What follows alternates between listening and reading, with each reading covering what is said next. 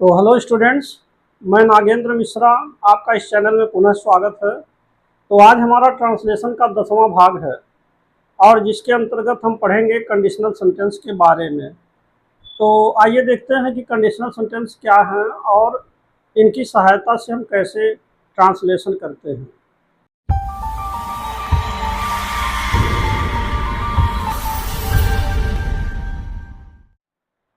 यहाँ लिखा हुआ है कंडीशनल सेंटेंस, यानी जिसको हिंदी में हम कहेंगे दशा सूचक वाक्य। तो ये जो दशा सूचक वाक्य हैं, सबसे पहले इनका पहचान समझिए। पहचान क्या है? अगर हम हिंदी के वाक्य की बात करें हिंदी में, तो ऐसे जो कंडीशनल सेंटेंस होते हैं ना, ये या तो अगर से शुरू होंगे, यदि से शुरू होंगे, जब तक, तब तक, आज से ये वाक्य शुरू होंगे। अगर हिंदी का कोई वाक्य रहेगा तो या तो वह अगर से शुरू होगा अथवा यदि से, जब तक, तब तक, आदि से शुरू हो। जैसे यहाँ देखिए कुछ एग्जाम्पल्स दिए हुए हैं। तो यहाँ आप देख रहे हैं यदि से शुरू है इस वाक्य में हिंदी में, और यहाँ देखिए अगर से शुरू है, और ये जो है आप हिंदी में आगे देखिए, हिंदी में यहाँ देखिए यदि से शुरू है।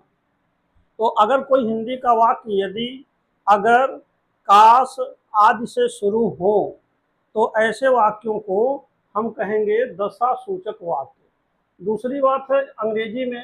अंग्रेजी में कैसे पहचान करेंगे कि ये कंडीशनल सेंटेंस है या दशा सूचक वाक्य है? तो इसमें दिया है कि जैसे मान लीजिए इफ आ गया, इन केस आ गया, शुड आ गया, अनलेस आ गया, वर आ गया, हैड आ गया।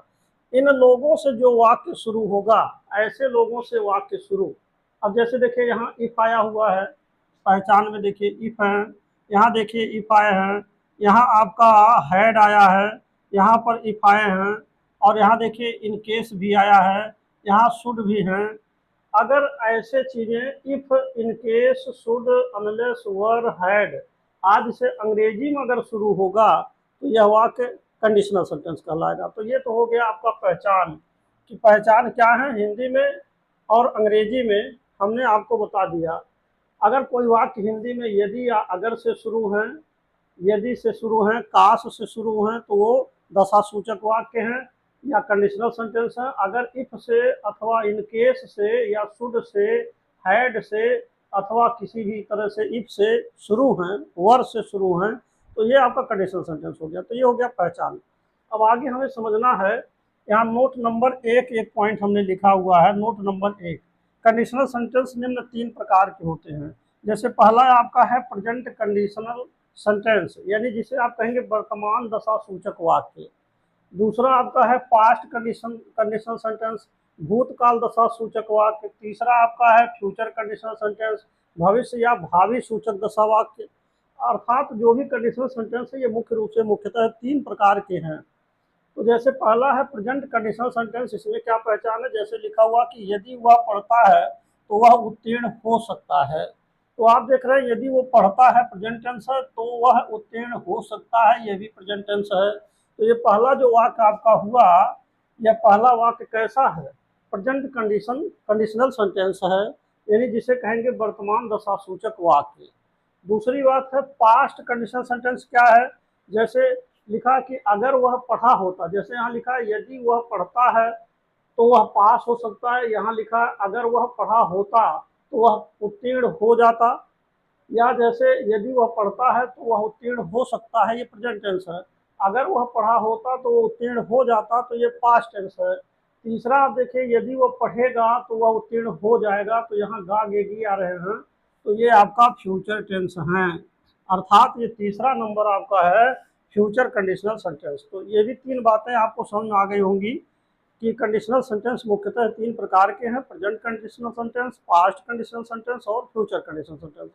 अब आइए हम देखते हैं कि इन तीनों को हम किस प्रकार से अंग्रेजी में अनुवाद करते हैं। तो सबसे पहले नियम यहाँ है, देखिए नियम नंबर 1, यानी कि पहला वाला जो प्रेजेंट कंडीशनल सेंटेंस है, इसको हम कैसे हल करेंगे? अगर कोई वाक्य वर्तमान दशा सूचक वाक्य में है तो इसको हम अंग्रेजी कैसे बनाएंगे? तो यहाँ उत्तर लिखा हुआ है ज्यों का त्यों, जैसे दिया हुआ आप वैसे बना दीजिए। जैसे यदि वह पढ़ता है तो वह उत्तीर्ण हो सकता है, तो यदि वह पढ़ता है प्रेजेंट इंडेफिनिट टेंस है, तो यदि की अंग्रेजी चाहे इफ लिखिए, चाहे इन केस लिखिए, चाहे शुड लिखिए। और ही रीड्स, अब ही रीड्स जो आया ये प्रेजेंट का इंडेफिनिट टेंस है, यस या यस का प्रयोग हुआ है, क्योंकि ये प्रेजेंट इंडेफिनिट है। यदि वह पढ़ता है तो यदि की अंग्रेजी चाहे इन इफ लिखिए, इन केस लिखिए या शुड लिखिए, तीनों का मतलब यदि होगा या अगर होगा। दूसरी बात, वह पढ़ता है तो ही रीड्स हो गया। और तो की अंग्रेजी, एक बात और समझिए, यहाँ आपको लिखा है, देखिए यहाँ पर आप देखिए नोट नंबर 2 में क्या लिखा है कि ऐसे वाक्यों में हम तो के स्थान पर कामा लगाते हैं। हिंदी में जहां भी तो आएगा या तब आएगा तो ऐसे तो की और तब की अंग्रेजी हम देन नहीं लगाएंगे, बल्कि उसके स्थान पर कामा लगाते हैं। तो यहाँ तो की अंग्रेजी आपका कामा हो गया, और वह उत्तीर्ण हो सकता है तो ही में पास, उसे उत्तीर्ण होने की संभावना है तो ही में पास हो जाएगा। तो इस प्रकार आपका ये पहला सवाल हो गया। दूसरा सवाल देखिए, अगर वह पढ़ा होता और तो वह उत्तीर्ण हो गया होता, तो ये पास्ट टेंस का कंडीशन है। अगर पास्ट कंडीशनल सेंटेंस होंगे तो उसको हम कैसे करेंगे? ये जो पहला पहला वाक्य है ना, ये पहले वाक्य को हम पास्ट के परफेक्ट में लिखेंगे। देखिए यहाँ पर रूल नंबर 1 तो ज्यों का त्यों हो गया। दूसरा, पास्ट कंडीशन के लिए प्रथम वाक्य को पास्ट परफेक्ट में और दूसरे वाक्य को वुड हैव प्लस वर्ब की थर्ड फॉर्म का प्रयोग करते हैं। तो पहले वाक्य को पास्ट परफेक्ट का मतलब हैड प्लस वर्ब की थर्ड फॉर्म। यहाँ देखिए ये वर्ब का थर्ड फॉर्म है, क्योंकि रीड का तीनों फॉर्म एक होता है, रीड फिर रेड रीड होता है। इस तरीके से उच्चारण में सेकंड वाले फॉर्म को रेड कर सकते हैं, लेकिन तीसरा जो आपका है रीड है, तो तीनों फॉर्म एक ही होते हैं। तो ऐसे में आपका हैड प्लस वर्ब की थर्ड फॉर्म पास्ट परफेक्ट है। तो अगर वह पढ़ा होता तो इफ ही हैड रीड, और तो वह उत्तीर्ण हो गया होता तो की अंग्रेजी आप कामा लगाएंगे। वह उत्तीर्ण हो गया होता तो ही वुड हैव पास्ड। यहाँ आपको बताया जा रहा है कि वुड हैव के साथ वर्ब की थर्ड फॉर्म लगाना है। यही फार्मूला करा कि अगर प्रथम पास्ट टेंस, अगर पास्ट कंडीशनल सेंटेंस होंगे तो इस पास्ट के लिए आपको दूसरे नंबर का नियम लगाना है, और वह क्या है? प्रथम वाक्य को पास्ट के परफेक्ट में और दूसरे वाक्य को वुड हैव के साथ वर्ब की थर्ड फॉर्म। ये था आपका पास्ट कंडीशनल सेंटेंस के लिए। अब आइए हम देखते हैं कि फ्यूचर कंडीशनल सेंटेंस में कैसे हल करेंगे। तो इसका क्या नियम है? नियम नंबर 3 देखिए, जहाँ फ्यूचर कंडीशनल सेंटेंस आपका आ रहा है, इसके लिए नियम नंबर 3, प्रथम वाक्य को प्रेजेंट इंडेफिनिट में और दूसरे वाक्य को फ्यूचर टेंस में ही लिख देते हैं। तो देखिए इसमें आपका प्रथम वाक्य यह है कि यदि वह पढ़ेगा, तो देखने के लिए तो लग रहा कि जैसे फ्यूचर टेंस में है कि यदि वो पढ़ेगा, तो इसकी अंग्रेजी आप ये नहीं लिखेंगे कि इफ ही विल रीड, ये गलत हो जाएगा।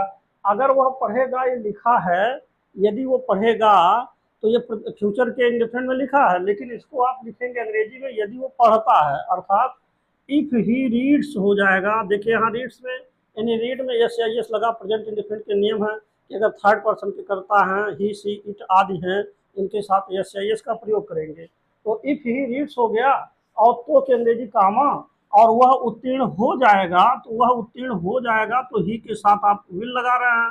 तो दूसरे को आप किस में लिखेंगे? देखिए प्रथम वाक्य को प्रेजेंट इंडेफिनिट में और दूसरे वाक्य को फ्यूचर के टेंस में ही हल कर देंगे। तो दूसरे वाक्य को तो हम फ्यूचर लिख देंगे, लेकिन यदि वाले वाक्य को प्रेजेंट के इंडेफिनिट में लिखेंगे। तो ये हो जाएगा कि यदि वो पढ़ेगा तो वह उत्तीर्ण हो जाएगा।